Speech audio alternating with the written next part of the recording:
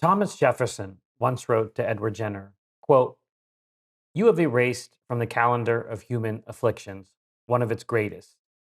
Yours is the comfortable reflection that mankind can never forget that you have lived." That letter was written over 200 years ago. Today, in 2026, the disease Jefferson was referring to, smallpox, no longer exists. It was eradicated in 1980 under the peerless leadership of D.A. Henderson, who was one of my mentors. One of the most lethal pathogens in history, gone. Why?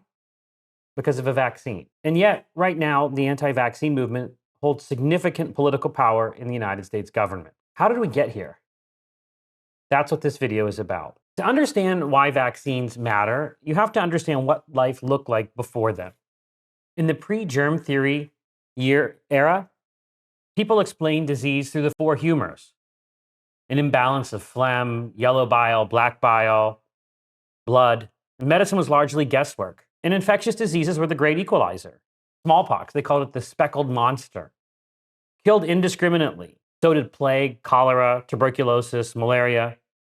Lifespans were severely limited, not by cancer or heart disease like they are today, but by infections we now prevent or cure. The luxury of dying from a chronic disease in your 70s or 80s is a modern invention.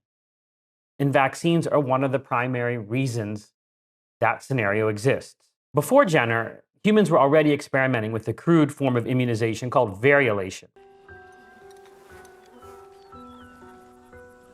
One more time, lad.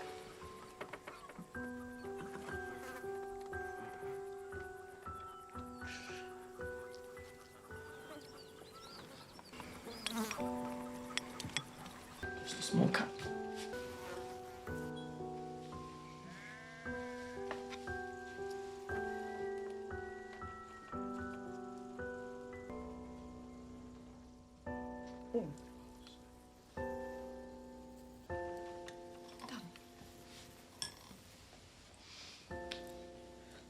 Fast.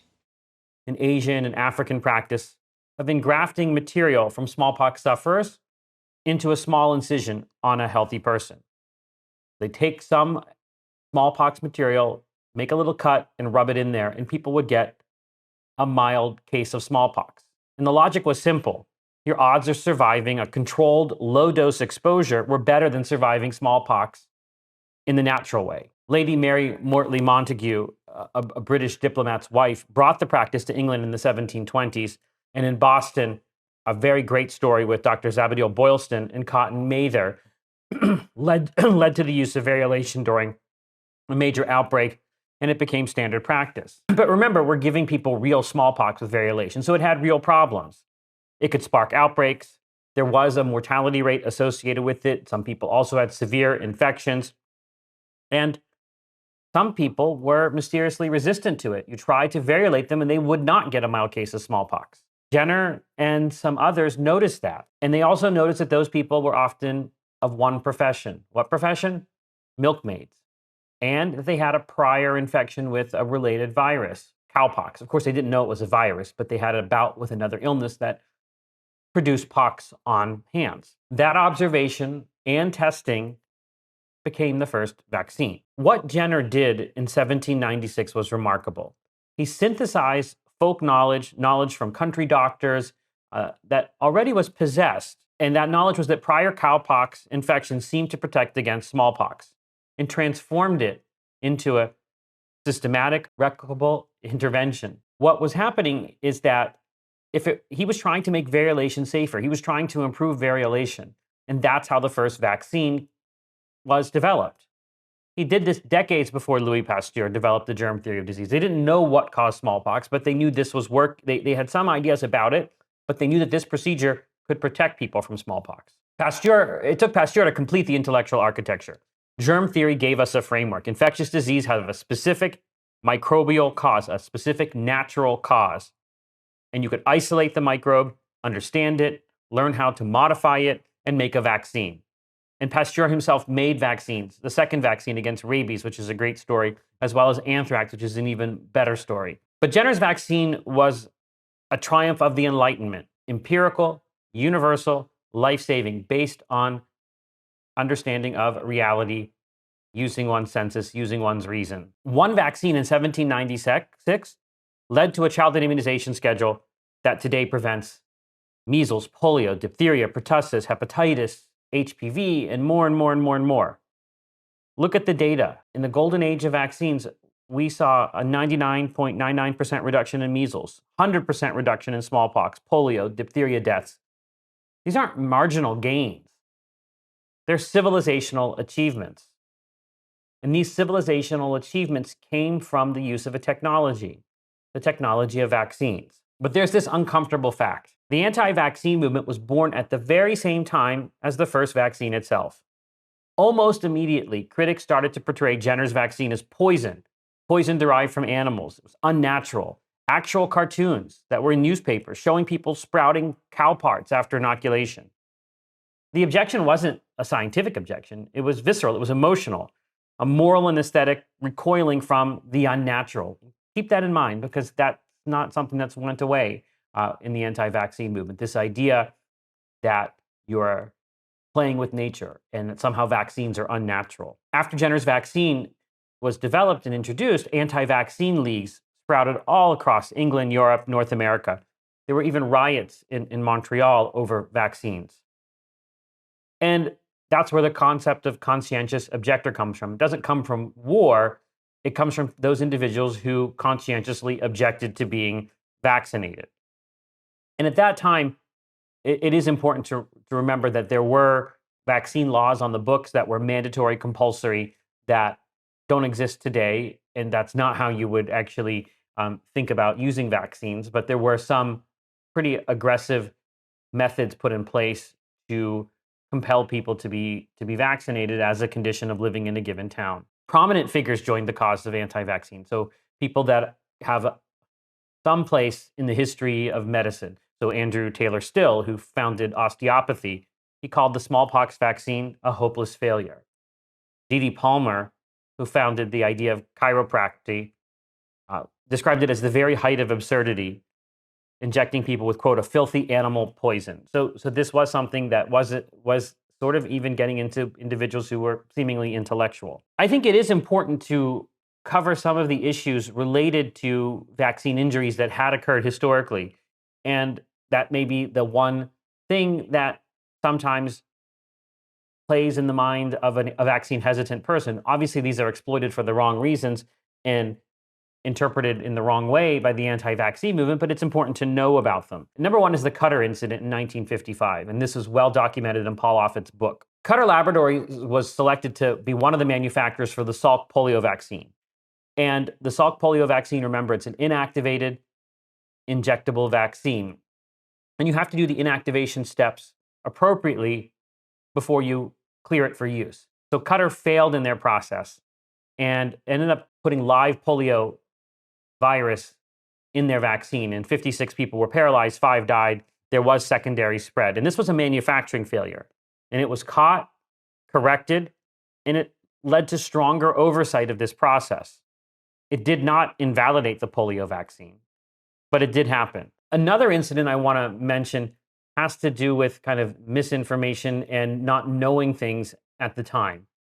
So the diphtheria, tetanus, pertussis vaccine, or DTP, a major part of childhood immunization. There were some individuals who, after the vaccine, at some period of time, developed a neurological disorder. This was dramatized on a TV program called Vaccine Roulette that aired in 1982. And it helped birth the National Vaccine Information Center, which is really a center for disinformation, I would say, and it's named very confusingly. Years later, it was discovered that these children did not have a vaccine injury. They actually suffered from a rare neurologic disorder called Dravet syndrome that had not actually been discovered yet, a genetic condition. And that led to people removing the pertussis vaccine that was there, called the whole cell pertussis vaccine, replacing it with an acellular version, which is safer, less injection reactions, but actually not as effective.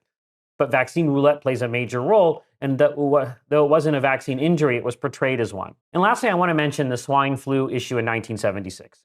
So we're always on the lookout for novel flu viruses and novel flu pandemic threats. So in 1976, in Fort Dix, New Jersey, a soldier dies from a swine flu virus, an influenza virus that came from pigs. This sparks major concern that this might mean the next pandemic is imminent. So the nation, the United States, embarks on a vaccination drive. That vaccine has the risk of Guillain-Barré syndrome. All vaccines, almost all infections, have risks of Guillain-Barré syndrome. But what was happening is there was one additional case per 100,000 vaccinated individuals, and that halted the program.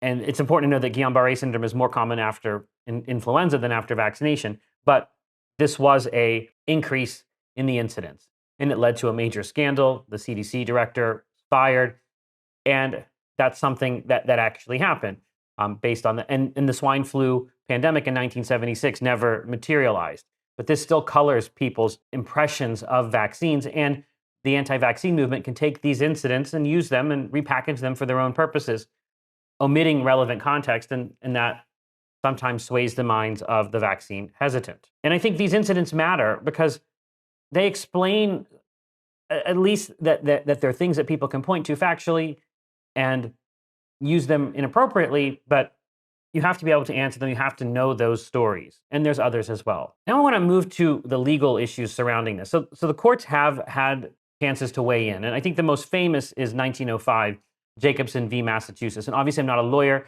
so I may get some of the legal details wrong. In that case, the Supreme Court upheld a mandatory smallpox vaccination law during an outbreak. That's important. During an outbreak, when there was a demonstrable risk, medical exemptions were permitted, and there were fines for non-compliance. And this is when the Anti-Vaccine League, the Anti-Vaccination League of America forms 3 years after that decision. So Jacobson v. Massachusetts, during an outbreak, you can exclude people from your town. You can compel them to be vaccinated or face a fine so long as there's not a medical exemption. And remember, this was during an outbreak. This isn't during quote unquote peacetime. So there really is a demonstrable risk. It's not something that you're doing just in case. Next, in 1922, Zuck versus King. This upholds vaccine requirements as a condition for school entry. So I've always had the position that any organization can make whatever rules they want for people to be part of it. And if they want to require vaccines, that's perfectly fine. This is how it should be. I think it's muddled because the government controls the schools in the United States and many other places, so it muddles it. But that general principle that applies is organizations can set their own entry requirements. 1944, Prince v. Massachusetts establishes that parental authority is not absolute when a child's welfare is at stake. You cannot put your child in danger. You cannot deny your child life-saving medical interventions. Today, all 50 states have medical exemptions. There are some that the majority have religious exemptions, and some have philosophical exemptions. But we know that when you have these religious exemptions, philosophical exemptions in place, vaccination rates go down. And and then there's also on top of that, this reticence among school administrators to actually enforce their vaccine entry requirements. So if they're not going to enforce them, my question is, why are they even on the books? And some of the states that do have banned religious exemptions, like West Virginia, are trying to remove that, or individuals in those states. Most recently, a West Virginia court, or West Virginia has been in a lawsuit regarding this, but a federal court has upheld their banning of religious exemption, which is what gave West Virginia, one of the things that gave West Virginia such high vaccination rates at a time. So there's some myths that people talk about that I wanted to mention. Number one, natural disease is better than vaccination. That's just no. Before the measles vaccination was introduced, there was 48,000 hospitalizations annually in the United States. 1 in 20 measles cases develop pneumonia. That's today. 1 in 5 children get hospitalized. 1 in 1,000 might die. 1 in 1,000 might develop encephalitis. That's not better than getting a safe and effective vaccine. Another myth, vaccines overstimulate the immune system. The human immune system from birth is bombarded by pathogens. And the vaccines of today are much purer than the vaccines from the 1790s. But that's besides the point. The point is the immune system is evolved to be able to handle an antigen load. And the antigen load in vaccines is not that high. Vaccines cause autism. This was a fabricated, fraudulent study done by a man named Andrew Wakefield, a person who RFK Jr., the Secretary of Health and Human Services, wants to build a statue to. This was completely debunked, has nothing to do with autism. It's been litigated scientifically, it is put to rest, yet it still carries on as mythology. Thimerosal causes mercury poisoning. So the the new CDC, the anti-vaccine CDC controlled by RFK Jr., the ACIP, the Advisory Committee on Immunization Practices, voted to have manufacturers remove thimerosal from all vaccines because they thought there's something to do with mercury. This is false. There are differences between ethyl mercury and methyl mercury. Thimerosal is a form of ethyl mercury, which is water soluble, does not accumulate, not the way methyl mercury does. This is not an issue. And what it does is make it harder to use multi-dose vials in many parts of the world where they don't have the room to store single-dose vials. Multiple studies have shown this is not an issue, yet it still persists. And this is one of the ones that I really like to debunk. It's a big pharma conspiracy. They make so much money from vaccines. I wish it were true that they made so much money from vaccines, but vaccines are not a major revenue generator for pharmaceutical companies. Actually, pharmaceutical companies had been moving out of vaccines because when compared to a drug like a cancer drug or a hypertension drug, the return on investment wasn't high enough. These are not big money makers for vaccines. There is little profit. And so what if there were? Profit is not a disqualification from producing a life-saving technology. Indeed, profit should be high when there's a life-saving technology to reward those people who developed whatever that technology might be. So I want to talk now about who the unvaccinated are and why. In 2009, there was a major paper in the New England Journal by Omer that found that unvaccinated children were more likely to be white, from households with higher income, and have a married mother with a college education. The anti-vaccine movement, indeed, in its pre-COVID incarnation, was largely a phenomenon of the educated, affluent left. Berkeley-adjacent progressive parents committed to natural living, environmentalism, suspicious of pharmaceutical corporations, and inclined to trust, quote, their own research over medical authority. There was a play, and I've talked about this play, called Eureka Day, which was written by Jonathan Spector in 2018, inspired by the 2014 Disneyland measles outbreak, which was a consequence of declining vaccination rates in affluent California communities.